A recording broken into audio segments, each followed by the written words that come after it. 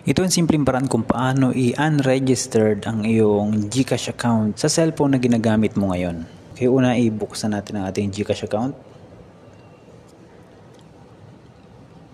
Ilagay natin yung number o yung GCash account number. Hintayin lang natin itong 6-digit numbers.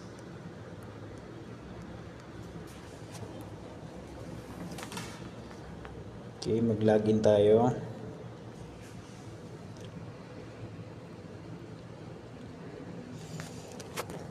Ngayon nandito na tayo sa loob ng ating GCash account.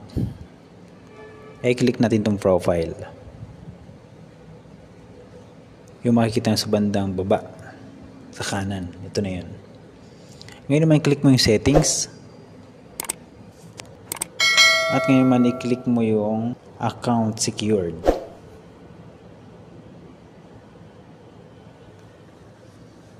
Dito nakalagay may registered phone. Dito yung arrow pa baba, i-click mo yan. At i-click mo yung unregistered phone. Nakalagay dyan na you are about to unregistered. Click mo lang yung yes kung sigurado ka na.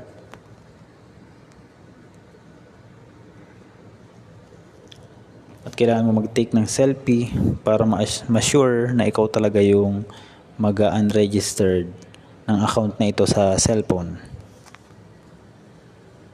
Click mo yung next.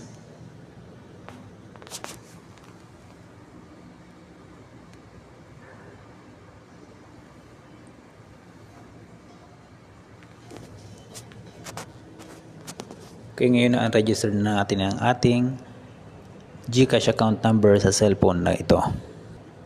Hanggang dito na lang. Maraming salamat sa panonood.